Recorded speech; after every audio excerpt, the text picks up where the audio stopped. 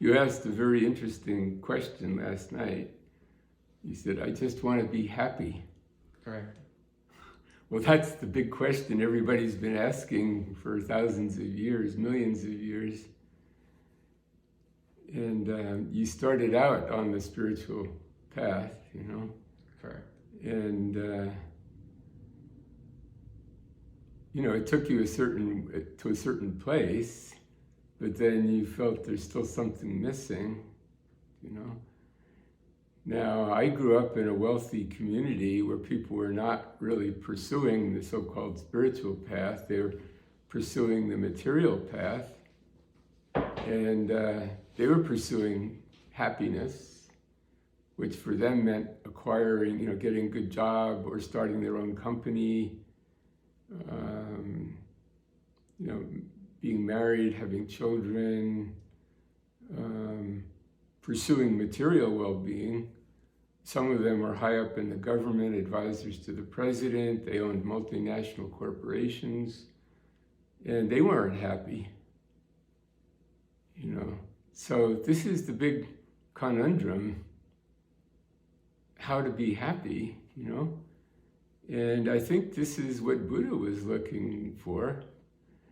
He grew up a prince in the palace. He could have anything he wanted, you know, but he was not allowed to see suffering, you know. But I think he realized even in the palace there was suffering, you know. So he kind of broke away, escaped from the palace, and he saw that people got old and got sick and died, you know.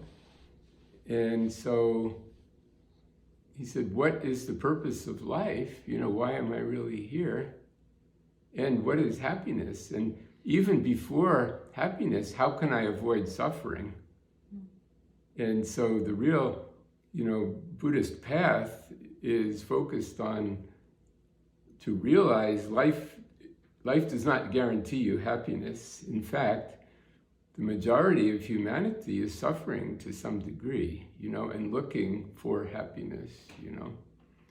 So he came up with, you know, the Noble Eightfold Path, that you're only going to be happy if you live the dharmic life, you know, that you speak well of other people,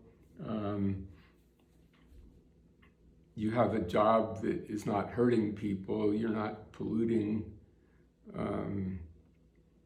and you think well of other people, and, you know, you act well, right action, right livelihood, all these kind of things. And then also self-observation, that if you're having a lot of fears or doubts or judgments or anger, that also needs to be looked at, and by looking at it, you can find the causes of those things and dissolve them, dissolve the causes, you know. And then, of course, the last one is the one people remember the most, right meditation, which is where you really find the joy in the divine consciousness. He didn't call it divine consciousness, but in the pure consciousness of the oneness of all creation, you know, that there's what they call the Buddha mind or the universal mind. And when you can tune into that and realize that the mind that you are, the real mind, free of all the obscurations or all the images we project on it, that pure mind is happiness, you know. So it's like we're really all Buddhas, we're all enlightened. Our basic consciousness is enlightened, but we're not looking at that. We're looking at all the shadows. Like your light casts shadows, just like the sun casts shadows. And if you look at the shadows, you don't see the sun.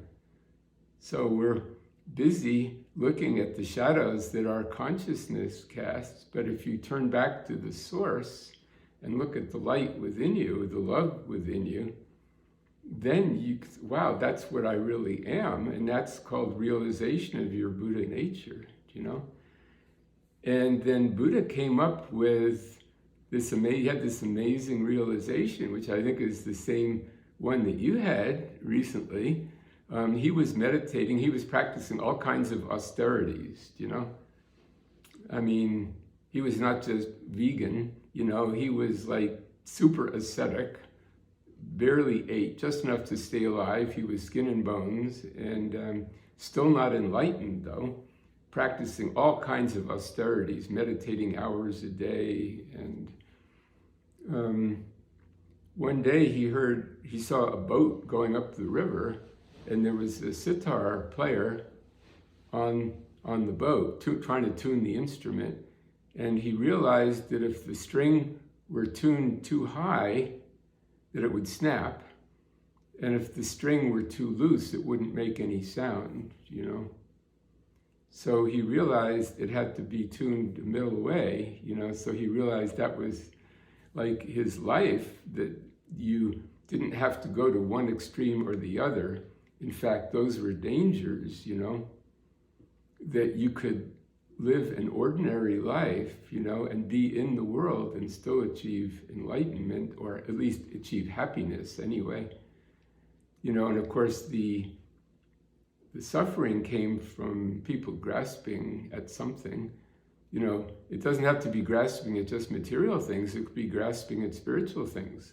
Like, I want to raise my kundalini, that's grasping too, or I want to have certain powers, I want to be psychic, or I want to channel messages, or something like that, I want to be able to levitate or be a breatharian, that's grasping, and you feel sad if you don't achieve those things. If, I told someone, meditate on the light in the center of your being, and a year later she said, I've been doing that and I still haven't seen the light. She was thinking it was going to be like a light bulb, and I said, well, it's actually more of a feeling. You kind of imagine it as a light, but it also is like love. If you think of someone you love, you're not necessarily going to see a light there, but you feel the energy there. And that's the beginning of, really awakening as a spiritual being, is feeling that consciousness within you, not just there, but in every cell of your body. So it doesn't, the spiritual life doesn't look like any particular thing for one person or another, but it can be realized right in the midst of daily life, And people, it's not like one extreme or the other, like the ascetic path and then the path of hedonism or pleasure or whatever you want to call it, being in the world. The greatest shock that I had was going from ascetic life to being married and having a child. And I found I had to practice far greater renunciation being married and raising a child. I mean, you talk about ego surrender. When an infant is put into your hands, or your own, in this case, my child was born on the bedroom floor, and here is my baby looking at me like you're God, I suddenly realized, what I had thought was my life was over.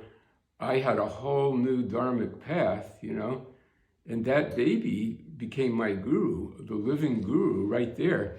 And, every moment that baby is telling you what it wants, what it needs, and what you have to do. You can't say later, I'm going to meditate for an hour, then I'm going to change your diapers, or then I'm going to feed you, So I had to realize, realize God in the moment, in that, and the Advaita, the oneness, can be realized doing that too, by saying that baby is an aspect of myself. It's not a distraction from myself, it is an aspect of myself. And when that infant looks at me with total trust and surrender, it's really putting me in touch with some of the deepest parts of myself, And talk about austerities, just when you're getting to go to sleep, the baby is waking up, and you've got to spend maybe another hour or two, get it ready to go back to sleep, to feed it, and then it wakes up again at 4 a.m, needing something.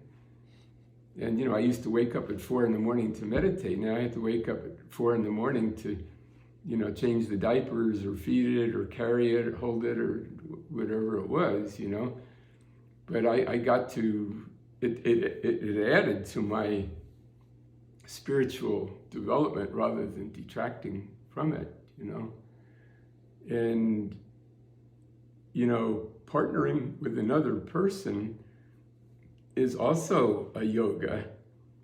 It's very different when you start living with somebody, very different than going out on a date and having fun, Like a woman came up to me in Mount Shasta many years ago and she said, I'm marrying so-and-so who is also a friend of mine. And I said, you what? Because I could foresee problems right away. And, they discovered after a week that he liked to sleep with the window open and she liked to sleep with the window closed. She was very sensitive to cold and air blowing around and stuff. And he had been raised that the way to be healthy was, be a he-man, have the window open, fresh air blowing in and stuff like that. And this was a major problem in their relationship, that they never discussed this, And they both had their own businesses, their own practices, but he had the expectation she would give up a lot of her practice to help him with his practice, And that's not how she viewed it. They never discussed this, And there were a lot of major issues. What happens if the children from a former marriage want to come and stay with you? Are you ready to have your partner's 2 teenagers from a previous marriage come and live with you while they get their act together? Say, I didn't sign up for this. I want the romance that we had on the, when we were dating. I just want it to be fun and joyous and passionate and have a good time. I didn't know I was signing up to live with your kids, and to give up my business for your business and to freeze at night because the window is open, They still had loved each other, but there were all these things they had never discussed, So, leading what you call the normal life is not necessarily the path to bliss and happiness, but if it's something your soul craves and you receive the guidance, I totally encourage you, to pursue that. And sometimes even, you can have a greater realization in the 2 minutes you have, between feeding the baby and taking the laundry out of the washing machine and putting it in the dryer. You have 2 minutes when you can tune in and feel, there's the presence of God, and I'm doing this all out of love. And, that sometimes is a greater realization than sitting for 2 hours, watching your breath or asking, who am I? Or doing Kriya Yoga, whatever it is, I lived with yogis in the Himalayas, up near, Babaji's cave there, and they were very high. They hardly slept, they hardly ate. They'd spend hours a day meditating. Maybe once a week, a group of them, the sadhus, would get together and hang out around the campfire.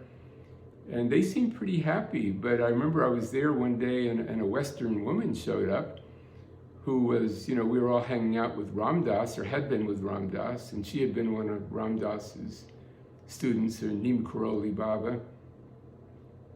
And she showed up because she was sincerely interested in meeting these yogis, Well, they treated her terribly, like she was a temptress, They made comments behind her back to each, she couldn't understand what they were saying, but I understood they were calling her a temptress because there's just their idea of a Western woman coming to meet these yogis. So I realized that these yogis, as high as they were, would probably have to reincarnate in the West, maybe as women, or have families, and, come to a greater realization of balance and life. You can't just exclude a whole, 50% of humanity like that, So, I see women now that are born in Mount Shasta, or come to Mount Shasta, they're maybe in their 20s, and I think this could have been that yogi that I knew in the Himalayas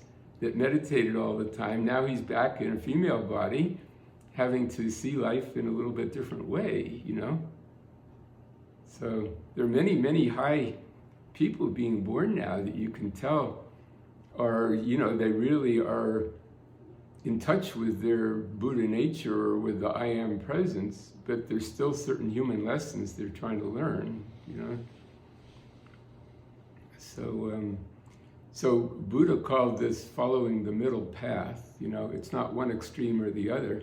Sometimes that's the most difficult thing to do, because the mind likes absolutes. It wants to join an organization or follow a set path and think all you have to do is follow this path or this guru or so on. Everything's taken care of. But just to be a normal person with a job or raising children, something like that, you know, there are no rules. There's no one to ask what to do in a particular situation, except you can always call your mom or your grandmother. I'm kidding, you know, but sometimes mom knows best, you know. And you know, you have to kind of wing it. And so then you really have to ask God in the moment. There's not time to call your mother or your grandmother or your guru. And your guru may be off giving workshops somewhere or whatever and doesn't want to be bothered, you know. So you say, I am the presence of God revealing to me what needs to be done in this moment, you know. And so that's definitely a spiritual practice. And, you know, realizing that God is with you at every moment. God knows everything you're doing. It doesn't matter what name you use, whether it's Ishwara or Wakantanka or Allah or Rama, whatever. God knows that you're calling on God, you know, and will respond to you depending on your sincerity and on the need, you know. So, or I am, that's the way to call God through you, instead of, you know, calling on God outside of you, to realize that you could not take a breath without God, you know. God is the force that animates your body, that tells your heart to beat and your lungs to breathe. So God is definitely aware of you. God is very smart. God has very good hearing and is in touch with you at every moment. You don't need to go to the Himalayas to find God. You know, that's the force that's in you. You wouldn't be sitting here without God, you know. So when you say I am, that's activating God to come forth. So it's very important what you say after I am, to say something positive. I am being shown what to do in this situation. I am being shown who I really am. I am the love of God in action. See, just talking about this, saying I am, it brings it through. And you're tuning into that. You feel that presence here. You know, if I say, who are you? You don't go, who me? Or who me? You go, me? That's because you feel the center of your being is focused there. That's like in India, they call the Jyoti, that's the sacred flame, is right there. Or people call it the heart chakra, something like that. So just thinking about it and feeling it, and then when you say I am, that activates it and brings more light through. So I am divine love flowing from my heart to yours, and you can say the same thing. That's what Anandamayi Mai did to me. I didn't hear her saying it, but the expression namaste means the God in me honors the God in you. Well, she didn't just say it, she did it. The God in her honored the God in me, and it was an energy she transmitted to me. And when I felt that, I went back to my cabin in Jagannath Puri and I meditated for 3 days. I said, I want to see in myself the God that she saw. And that was the greatest boost on my spiritual path, you know. So one of the greatest services you can do to humanity is to see everybody as God, you know, try to see the sun in the heart of every being. And even if they're doing something bad, try to see their basic goodness, that God is still in them, even though they have some illusions about their actions, you know. You feel that? Yeah, you feel that.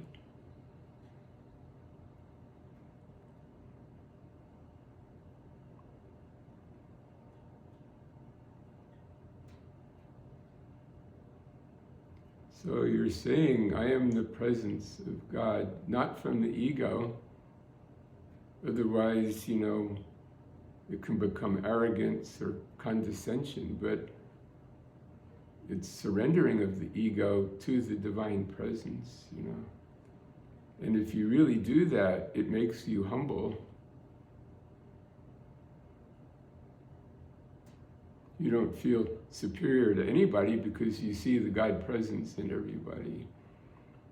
I think I told you the other day I was at the diner in Mount Shasta, the Black Bear Diner, and they had a couple of people that were out sick and they were overworked, and there were 20 people outside in the lobby waiting to come in to be seated, but there were 6 tables that needed to be bussed. And I offered to bus the tables, and I was serious, I would have done it. I knew it was going to be a while before my order came. And I was sitting at the counter, I said to the waitress, give me a card, I'm happy to bus the tables. And she was totally shocked, But I was serious, that would have made me very happy to do that, because, God needs these tables bussed, and I am the presence of God, and the people waiting to come in are God, and they have little children with them who are God, who are hungry, wanting to eat. And I could facilitate them getting their breakfast if I bussed the tables, So she wouldn't let me do it for legal reasons or something, but later on I went to the men's room, and the men's room was dirty. And it said, report this to the management. And there was a sign if you see a problem with the restroom. And I realized they were already way overworked. So I just got down on my hands and knees, picked up all the wet towels on the floor, paper towels, and cleaned up the bathroom myself so it looked good. Of course, I washed my hands real well afterward. But, I felt like God can do anything. God can even clean bathroom floor, And I walked out really happy, that, my service is not always making videos or writing spiritual books or doing workshops. It can also be cleaning bathroom floors, why not? Or helping someone stuck by the side of the road who needs the tire changed, I knew a guy in Santa Fe, New Mexico, Jay Shearer. He was an IM student, and he was also a naturopathic doctor and a chiropractor. And even when he was 70 years old, he slept at night with the CB radio on. So if someone on the freeway, if the car broke down and they called on the CB radio, of course now they have cell phones, this is before cell phones. So if someone called out for an emergency, he would get up at any time during the night, go out in his car, and he had a power winch on the front of his car, and he could tow people out of a ditch, So even though he was regarded, as a pillar of the community, he had the compassion for other people and the willingness to, put his life on the line and to sleep at night with the radio on, sometimes hear calls that he didn't need to respond to, like truckers talking or something. But if someone needed help, he was there. So he really put the I am teachings into action. He did not feel superior to anybody. And I went to him for healing once, and he said, I need to do physical manipulation on the body so I can charge money for what I do. But the real healing comes from the I am affirmations that I'm doing. When I'm working on people, I'm invoking the violet fire, and I'm calling on the light to come in them. So we all find ways to apply the spiritual teachings in daily life. So it's kind of a long way to answer your question. I just want to be happy, but I think you're on the right path.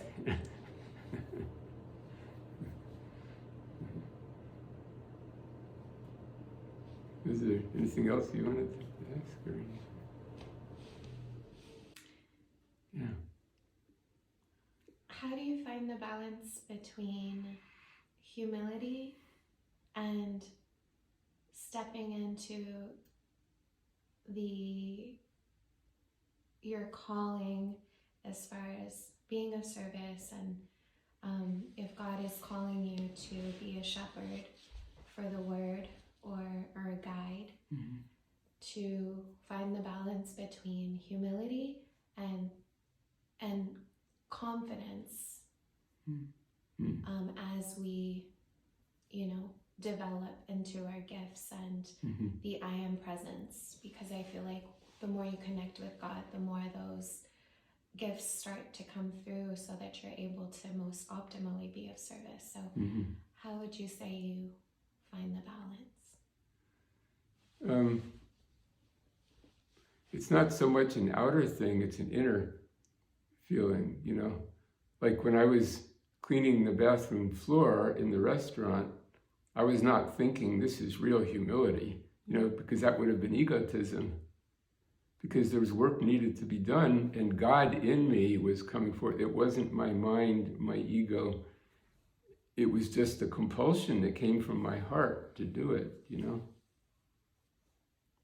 And if you start thinking, like some people think, well, I see a homeless person, I'm going to give them food. But if you do it from ego, like, wow, aren't I humble or aren't I a compassionate person? Then, it's taken you in the wrong direction, Like there's some people that do that, they're actually very vain, or the word is, the modern word is narcissistic, that I'm going to go feed these homeless people, but I'm going to have a film crew with me to film me feeding the poor. So I'll be like Mother Teresa, and then people will see how humble I am, because that makes me feel good if people praise me for being humble. But that's not real humility. Do you know what I mean? I mean, really having compassion for the person and doing it out of that, regardless if anybody ever sees it or not,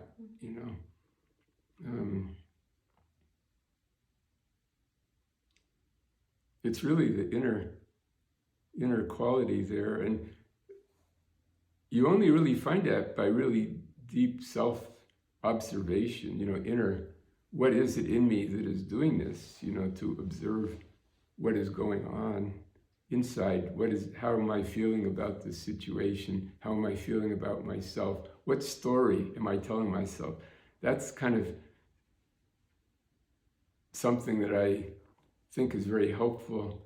Most people have a story, about, I would have achieved this in my life if this had not happened to me when I was a child, if my mother had not dropped me on my head when I was 2, or, if my father had not left home, when I was a child, or, if we hadn't been poor, my life would be so much better. And to think of a story, to explain why I feel the way I do, it's kind of avoiding the issue, because how our lives have worked out is pretty much dependent on our actions in past lives, And so we chose to be born to the parents that we were born to, and chose to have certain life situations, But if we take responsibility for them, at least for how we feel about it, and come to observe our stories, then we can get beyond the story and find the real author of the story, which is God, So it's really, sit down. When you sit down to meditate, say, what am I feeling? And where is that coming from? Like I ran a meditation center in Mount Shasta for close to 3 years, with the help of other people. And we did the Vipassana meditation. And one day it occurred to me to ask, why am I meditating even? Why are we all meditating? And I realized it's because there was some suffering we were trying to escape from, that I was not looking at the cause of the suffering. I just wanted to get out of here as fast as possible. And if I closed my eyes, watch my breath, I would go into an altered state where I felt happy.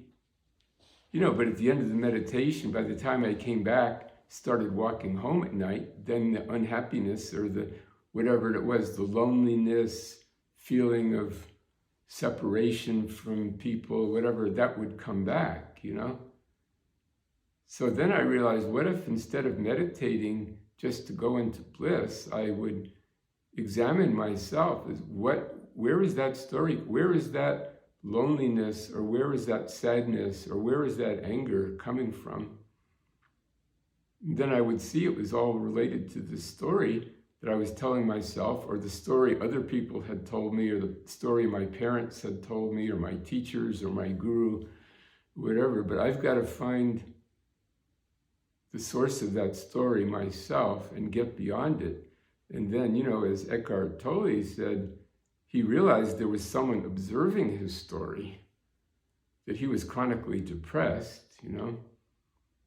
And then he said, who is it that's observing the Eckhart that's depressed? And he realized there was another self that was not depressed, and he could identify with that. You know, so, you know, there's the story, and then there's the storyteller, and then there's the author of the story. And eventually you connect with the author, and you can say, I can change my story. This does not have to be my story for the rest of my life. I created this story, I can uncreate it, I can write a new story. So the author is God, you know.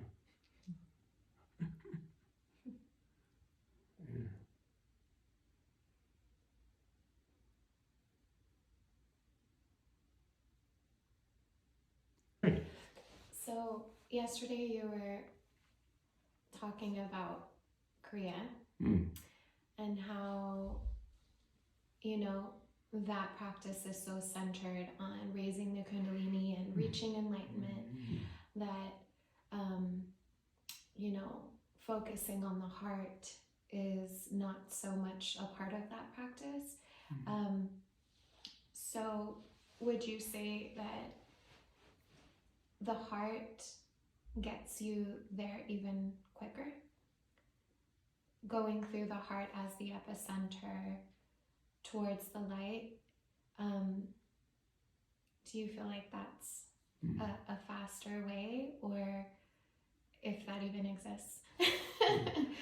Well, it's not, you know, question is it more important to focus on the heart or the third eye, you know, the Ajna chakra or some other chakra? Like in martial arts, you'd be focusing on the heart, the solar plexus more, to bring the energy more into the physical, you know. At different times in your life, the different centers have more focus than at other times, you know.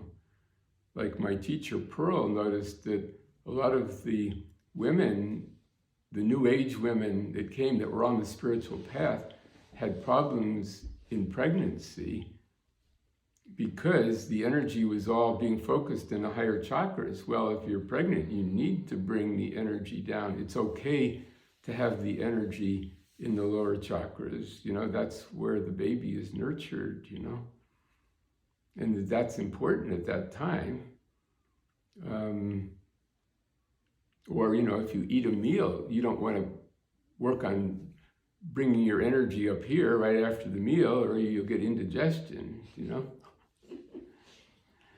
So, you know, in samadhi, your energy is in, you know, the Ajna chakra, even higher, you know, even beyond the body completely. But we are here as human beings in these bodies, and the great lesson we are here to learn is compassion. And the focus of that is really here. And it's very interesting, you see pictures, almost every picture or statue of the Buddha, he has his eyes closed. He's seated in lotus position with his eyes closed. That means he's pretty much shutting out the world, and he's, you know, in general focused on mental realization, although they do talk about compassion, but still the focus is more on the mental realization of Buddhahood. You look at the pictures of Jesus, he's standing sometimes with his hands up like this, and he has his eyes open, like there's the attitude of giving, sharing, being in the world. And you see those paintings of him where he's opening up his chest and shows his heart. There's a word for that. It's the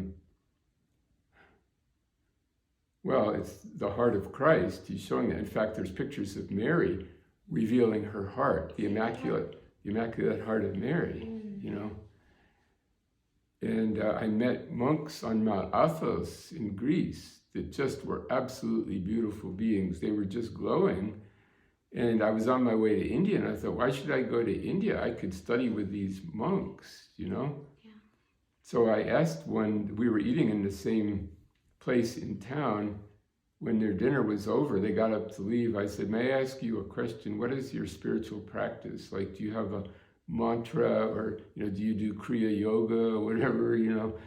And they said, we only have one practice. It's very simple, which we meditate on the heart of Christ being everywhere known.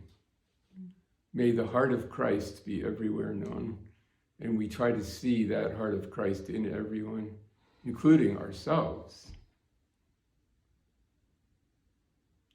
So it comes back to that, really, you know. So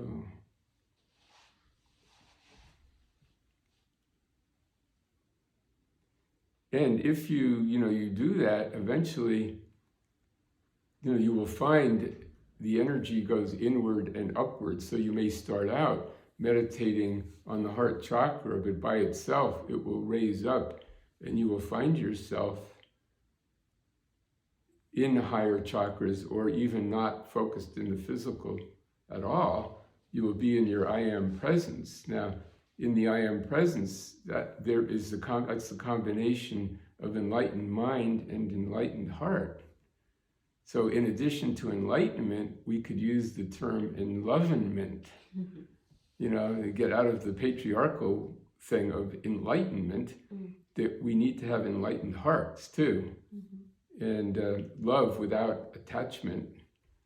So in the I am presence, the two of those are merged. The mental part is, you know, maybe say the outer part of the circle, and the Divine Mother aspect more the heart of the I am presence. But the two are in like union, and there's a constant sort of dialogue between the two going on. It's like a love affair in your I am presence between divine mind and divine love, you know.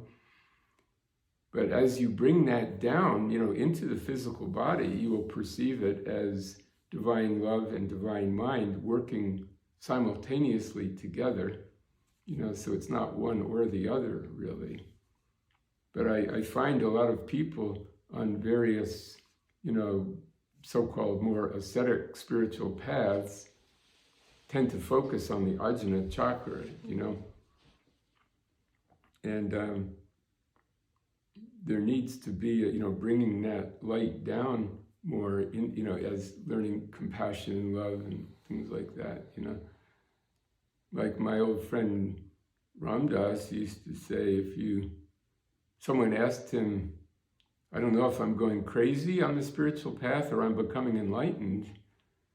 And he said, well, if you feel you're superior to other people, you're going the wrong direction. But if you start feeling more and more compassion for people, your spiritual path is taking you in the right direction, you know. So that doesn't mean let people walk on you either. Again, learning relationship, part of successful relationship is learning to set boundaries, you know. So it's all an amazing lesson, being human beings on the earth, you know. Like even the great beings like Archangel Michael, he sets boundaries. He's motivated by divine love, but he says, you know, you can go here and not there. You can do this, but not that. So.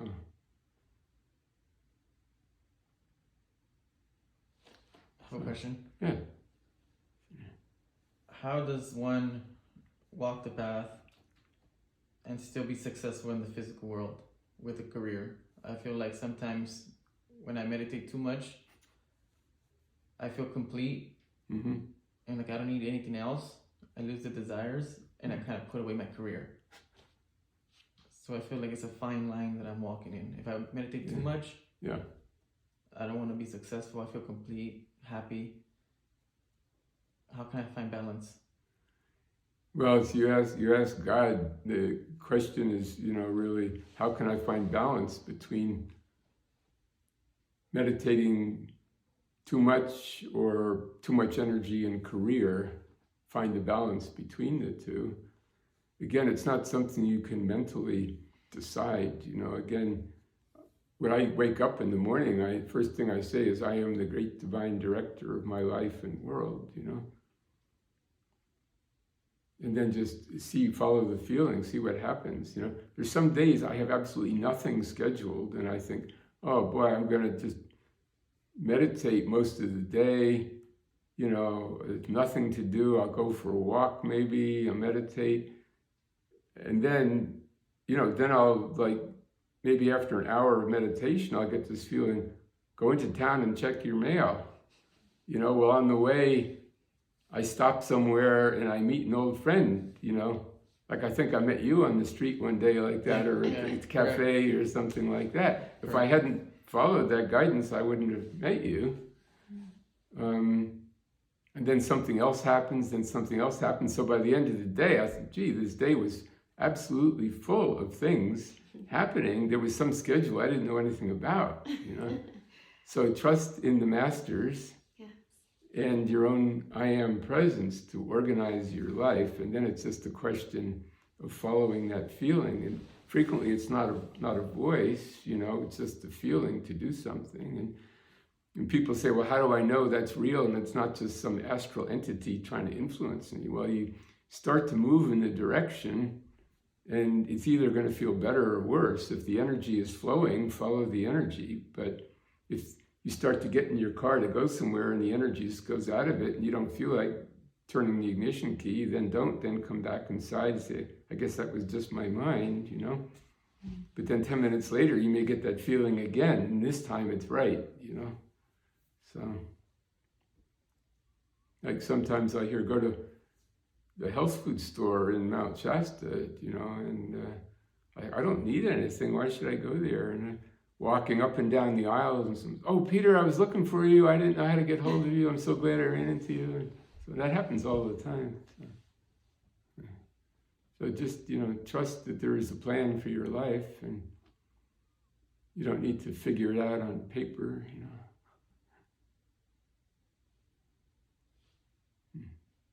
Thank you. Yeah, my pleasure. So, well, to be continued some other time maybe, huh? To be continued. Yeah. Thank you. Okay. Namaste. Namaste. Namaste.